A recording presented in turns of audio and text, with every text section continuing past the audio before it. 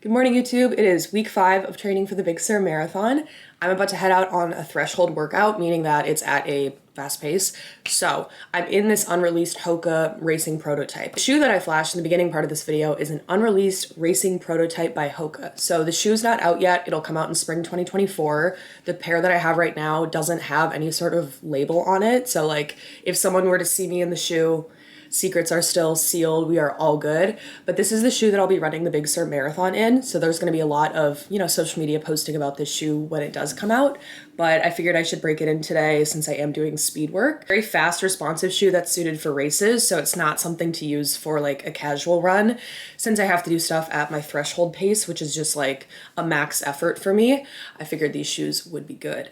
So we're gonna go get our run done. I'll come back and then we'll get into this week of marathon training. YouTube, it's a Wednesday. We had a 5-mile run. I didn't do anything interesting, so I didn't document it. Sorry, not sorry. Going to the bookstore now to pick up the book for this video. Going in with no idea of what book I'm gonna read. I usually just check my Goodreads and then we'll pick up a book that sparks my fancy. A few of you guys have asked though, like how am I picking the books for this book series and then also the one that I did for the New York Marathon?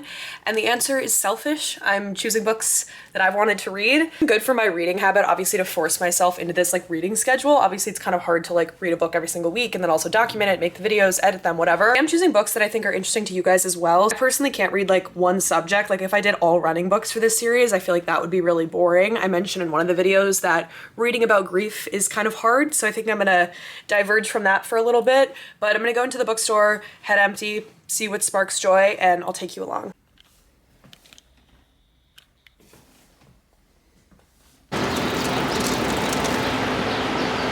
Hi YouTube, we are back from the bookstore and I have the book that I'm going to read for this week. It is called Who is Wellness For? Now, I've had this on my list for a long time. Actually, my co-host for CMOS Girlies, Emma, my friend, she read the book like a few months ago, I think, and so I always had this intention of picking it up and borrowing it from her, but I figured I should just get around and read it myself so I can mark it up, take my notes. I'm really excited. The book dissects the wellness industry in the United States, which is something that I'm very involved in, very hyper aware that I am a white woman, very hyper aware of different trends that have become appropriated. A lot of the book talks about community versus the individual, but I'll let you know once I dive into it. It's a Wednesday, as I mentioned. Running is going well. I met with my PT Mike earlier this week, and we've just been really excited that faster paces have become more accessible to me. I still do not have a time goal for Big Sur, and actually the coach that I'm working with through Hoka, Ben Rosario, he wrote a blog post for Hoka. He's the NAS Elite Executive Director, which is the pro team that Hoka sponsors.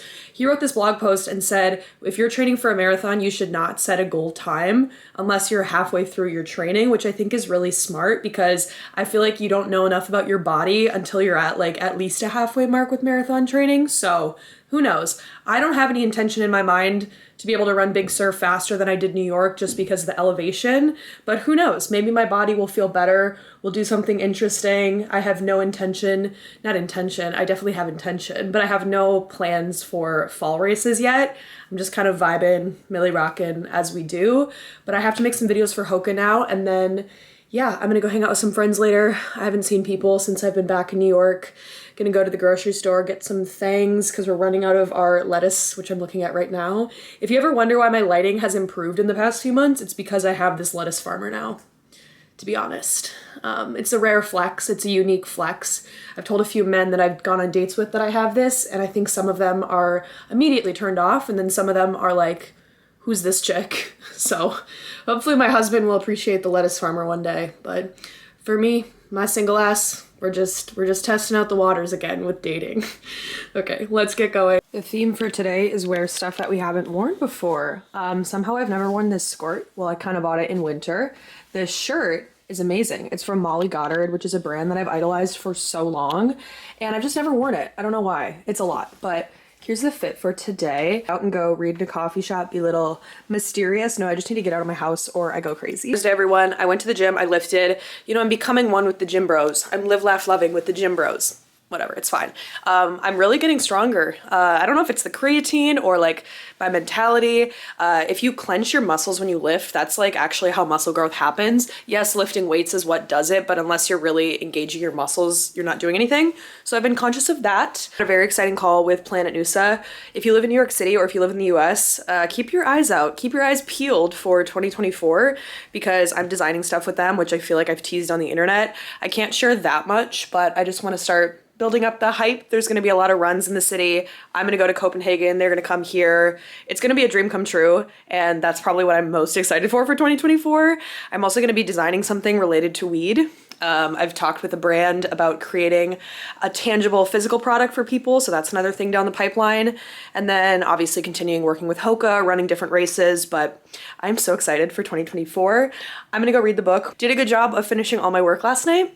With social media, it's kind of like I can work 24/7, which is bad, but sometimes if I know that I just want to like fuck off for an entire afternoon, I'll like edit videos all night. So yesterday I was probably working for way beyond 8 hours, but that means today is my free day. The sun is out in New York. It's like 50 degrees. I'm gonna go wear my new outfit that I've put together, not new pieces, but just like putting them all together. And it's one of my friend's birthdays later, so we're gonna go do that. I also have an event with Kin Euphorics tonight. We'll see if I take you along, undecided. But let's go Millie Rock. Happy Thursday, everyone.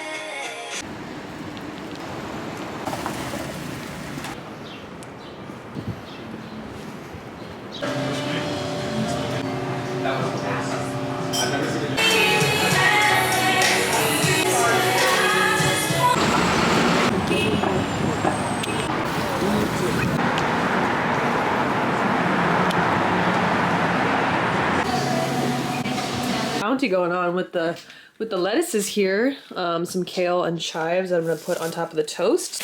Sorry, I'm gonna put you guys on top of my farmer. Does that work? Yeah, that works. I've had a breakthrough today. I'm reading this book called Who is Wellness For this video, which you're all familiar with. And it talks about trauma and sort of breaking those patterns. Obviously my experience with trauma is like different than the author's, but I really sat down and thought about it and I was like, I'm not broken. I have the power to change anything I negatively say about myself, the way that I act. Like some days I wake up and I'm just like, oh, today's gonna suck. I don't have to think that when I wake up. And it's work. It's work to tell yourself that I'm gonna change these patterns that have become ingrained. But example, like when I had my eating disorder, I had to work every single day to like fight that. And I feel like this negative slump, that like woe is me shit that I like feel myself going in a lot, like no one's ever gonna love me. I'm so unlovable. I'm way too much. Like none of these guys are gonna like me. I'm doing nothing with my life. Like my dad just died, whatever.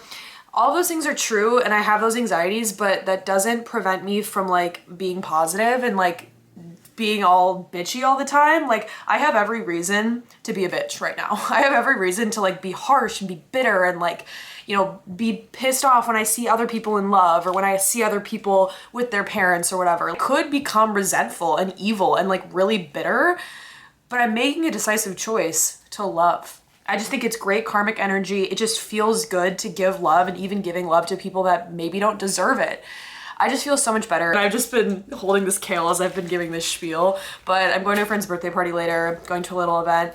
I just feel so good. I worked a lot over the past kind of like time in Minnesota. I was like very down bad, very depressed just being in that house, but I spent a lot of time thinking like, okay, what do I want to do when I'm back to New York? How do I want to be? What is my mindset? Like I only can control that. I can't control what life throws at me. If people like me, if people don't, whatever, but I need to like be so focused on that healing and that growth and just remember that I get to make a choice. I get to make a choice to be happy. I am not broken. I can fix myself. My eggs are probably burning right now, so let me go get them. But cheers to dinner. Cheers to lettuce 2024. But they have one that's gargantuan, so I was like, what? You wanna know what's in my orthopedic shoes? I've been wearing them every fucking day. Move over, Hoka. No, I'm kidding. I'm 18, and the MT is spread awareness are serious and could be fatal. Don't lose your life, right? YouTube, it is a Friday. We have 6 miles ahead. It's the afternoon. Usually I'm a morning runner, as you guys know, but I'm running this afternoon. It's beautiful and sunny outside, so I'm very, very excited. This morning I was shooting some content with one of my friends, Brad, who's a runner, and he owns an overnight oats company here in New York. It's called Spoonful. Check it out if you haven't. So we were filming some content, which was very fun. I have 6 miles today, 12 tomorrow. I never used to think about like day to day and stacking miles, but I was like, holy shit, I have like 18 miles over the next 2 days. So I've been resting. I've been sleeping, I've been having fun, hanging out with friends. I've been seeing a lot of my friends as I've slowly trickled back into the city, and that feels really good just to know that I have people here, I have community, etc. My run club with Hoka is not going to be starting till March because they are moving the store like down the block in Flatiron. So that's good to just like future plan, have those dates in mind, sort of get my head screwed on as I keep saying in these videos. But we're gonna go run, and then we'll have 12 tomorrow. It should be fun. Fun new Snoopy edition. So Molly of Molly's Dollies reached out to me and she was like, hey, can I make you this Snoopy crochet? And I was like, of course, I will take anything Snoopy. So this is my new little guardian angel sitting and watching me as I make these silly little videos. But yeah, we're feeling good. You know, it's hard with grief. I think sometimes it hits me and I just start crying, and I've allowed myself to just cry whenever I feel like I need to. And then I shake it off and I get back into life, but it comes in waves. I've been just really tapping into how I feel and honoring my feelings, which I'm very proud of. But let's go run 6 miles and I'll talk to you when we're done. Hi everyone, it's a Friday night and guess what I'm about to do at 6 p.m? Take an Epsom salt bath. Run was really good. I keep shocking myself and somehow magically running faster. It always happens. Mom was a journaler like me, and a few times ago when I was home, she wrote these journals about raising my brother, who, if you don't know, I'm a twin. He has cerebral palsy, a lot of disabilities. He was in the hospital for like 60 days after we were born.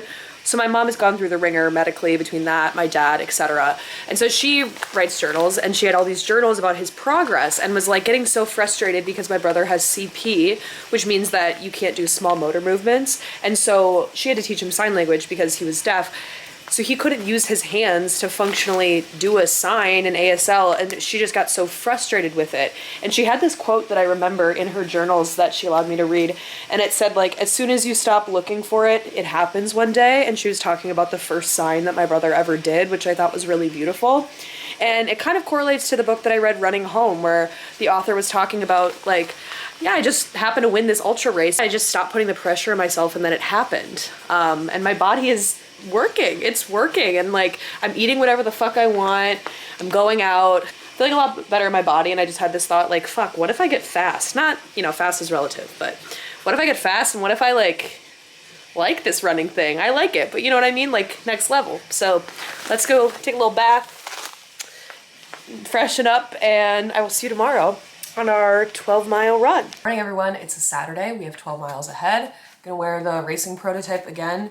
These are a very bouncy shoe. You can see like the sole is kind of crazy. So when you're walking in them, just like normally, it feels kind of wild, but I'm gonna put them on, ate breakfast, you know, weed, coffee, the whole 9 yards, in my journaling. And it's like 50 today, so I'm wearing shorts. A tip for dressing for running, if you kind of don't know how many layers to do, dress for 20 degrees warmer of what the temperature is. By the time you get into the run, you'll probably be sweating, etc. So I'm wearing shorts. I'm super excited. I don't have a route in mind. We're gonna run some bridges today just to get the elevation. And then tomorrow I'll probably go to my favorite place in the world, Crunch Fitness, to go lift. No, but I feel good. I'm excited to get this run done. Let's go crush it for week 5. Just want to let the class know, some runs you hate your fucking life. I'm gonna be honest, hated that entire run, and it sucks because when your long run sucks, you're in it for so fucking long. I couldn't get my body to connect. I felt like clunky. I felt just like enraged, and I couldn't figure my shit out. Like I was distracted. I never could get in the zone or a rhythm. Oh, but we're done, 12 miles. But here's the thing, somehow I ran it fucking faster than I've ever run 12 miles. Like I ran it fast once again. So the body's doing something that just wasn't good, but gotta cleanse it out. I need to eat some shit, shower, do the whole thing. Yeah, so just being honest that some runs are gonna suck, but we did it. Week 5 of Big Sur, done. Good morning everyone, it is a Tuesday. We are laying in bed here, getting ready to go on a run, because what else would we be doing? It is snowing outside, so I'm kind of figuring out what to wear.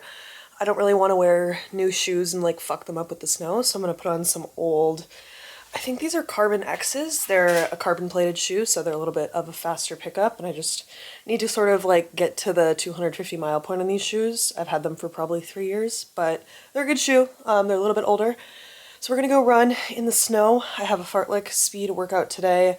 Yesterday was super busy. I had physical therapy, I had a call with Ben, who is my running coach, which was good just to catch up. And kind of the overall note about running is that like, it's pretty boring. no notes, which is amazing. Okay, when I was training for New York, every single run had a different sort of anxiety or fear about my body, about can I run a marathon distance, whatever.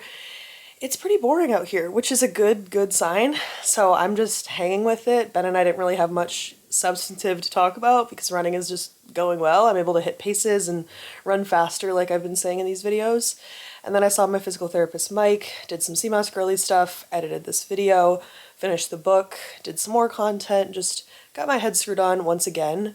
But I'm really excited about running now. I think just since I've proved myself in the past few runs. Talking to my PT Mike, just basically saying when I had a good run during my New York City training block, I thought that it was just a freak accident. I didn't think that was who my identity was. I had a lot of imposter syndrome and anxiety that, okay, this was just a fluke that I was able to do this one thing. Now I'm having so many good runs. Every run is good. Every run is a good pace. Every run I'm mostly feeling good. Some runs I feel like shit. Like my weekend run, I actually felt like shit, but I performed well. But it's just nice to know that there's no dark cloud over me. There's no danger looming. Like I'm doing the thing and I'm doing it well and my body has gotten a lot fitter and a lot stronger and I don't have to worry about all these like anxieties that I have. This is who I am. This is my body now. This is where I am. This is how I run. Without further ado, let's go run and we'll talk about the book once I finish up. Hi YouTube, we're back in my bathrobe. It is a Tuesday and we're going to talk about the book, Who is Wellness For? It might be my favorite book that I've read throughout the Big Sur series so far. The main subject in the book is the wellness industrial complex in the United States. The author talks about what wellness culture is in the United States, how it's rampant with capitalism, racism, sexism, consumerism, and it lacks a lot of historical context to where these traditions and lifestyle practices came from. She talks about her South Asian heritage and how that informs how she views the world. I found it very interesting of how she talks about trauma and gender identity and body dysmorphia. So talks about climate change, she talks about sexism. There's a lot of things that tie into wellness. It's not just like only talking about the concept of self-care, but she does imagine how could we actually practice self-care to what the initial intent of self-care was. I think I mentioned this in a YouTube video, but maybe it's TikTok, maybe it's podcast, but the concept of self-care actually originates from the Black Panther Party in the United States. The logic is that if we are not taking care of ourselves and our own health, we can't go on to go accomplish broader political and social goals in the world. She talks about wellness culture in the United States, how it leaves behind marginalized communities, those who need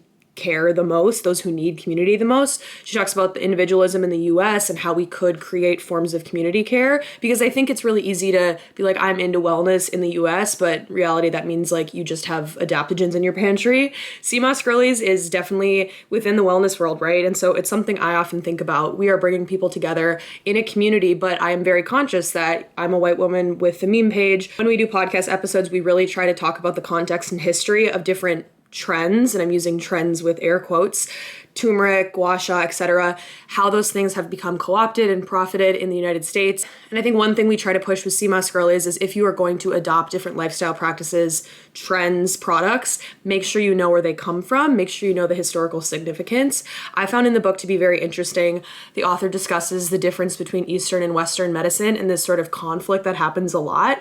Example being fasting, she talks about. This is something that has been practiced in different religions for a very long time. Hundreds of years of data that people have been fasting in different communities. Yet the Western knowledge establishment that she talks about doesn't accept that as legitimate because there isn't scientific proof of it. You know, whenever there is a Eastern practice that Western doctors start to think about, they're like, well, there's not enough science to that. I obviously see this tension between Eastern and Western thought a lot, specifically how Western ideology tends to diminish the credibility of Eastern medicine practices. Those are some of the high-level points of the book. I found it to be a really fascinating read. I'm really curious if any of you have read it, like what parts resonated with you the most. One thing that relates from this book to how I view my own social media, because sometimes I'm, feels like I'm posting into a void. Who's watching me? What's the point of this camera I'm talking into? I went to college for politics and I was going to go to law school. For those who don't know, like that origin story of me, a lot of my passion and purpose in the world comes from political things and seeing social change mobilized in the United States and globally, specifically around climate change is what I wanted to go to law school for. And so when I stepped back from law school and said, I'm not going to go in like this politics law route, like working in the system, I'm going to go do social media. My social media isn't necessarily like political content, though at one time it entirely was. Like I just had a Substack about politics. don't have the time, space, energy to do that anymore, but I think about it every now and then. And my sort of call to action with social media is that you can reach people on these platforms in ways that politicians don't. When I worked for the National Organization for Women, I was the youngest person in the office. I was the social media intern, right? I was sending a newsletter to all of our subscribers. And I remember sitting in the office when I was 19, a great institution. I loved that role. I loved the place there. But I sat back and thought, everyone that I'm emailing has access to this information. They have voted in every single election. They have never missed one. I'm not reaching any new people. And I think when you're sucked inside of like institutions or different parties, just insular groups, it's really easy to feel like you're in this echo chamber with how politics operates now. And I know that social media, I can reach people that may not think the same way I do or have the same access to information. So when I'm creating content, I think how I see health and wellness intertwined with politics is that I want to inspire people to move their body, to run, to accomplish new things, to connect with themselves in ways that they maybe didn't have access to. And if you can take better care of your health, I hope that I can inspire people to go on and achieve those bigger goals that they have in their life. Let's say someone wants to go work in the healthcare industry and do X, Y, and Z, or they want to work in advocacy or politics and accomplish this crazy goal. I want to make sure that the people that follow me are healthy and well so they can go accomplish their dreams and their goals. Because if you are not taking care of yourself, it's really hard to create those bigger order changes in the world. And so that's something that keeps me grounded in my purpose and what I do. And I always have to remind myself that there's a point to this social media thing, even though it feels like it doesn't have any validity or credibility or like, what am I doing here? I think taking care of your health and well-being is a really important thing. But I think sometimes people are like, oh, it's wellness. It's just like different expensive products. Wellness is rooted in like being well, and everyone needs to be well to go live a productive life. It is really important to take care of your health. And so that's something that I think is a grounding principle for me. I don't know if people know like how I view social media or whatever, so maybe that was interesting. Who knows? Maybe I run for office one day. That's always been like something in the back of my mind when I was little. But now I don't see that happening. It sounds like a lot of stress and a fucked up system. A separate tangent. So Who is Wellness For? An amazing read. My favorite book of the year so far. I'm gonna go pick up a new book for this series, get back into the grind and get ready for week 6 of Big Sur Marathon training. Thank you guys so much for watching, and I will talk to you in the next video.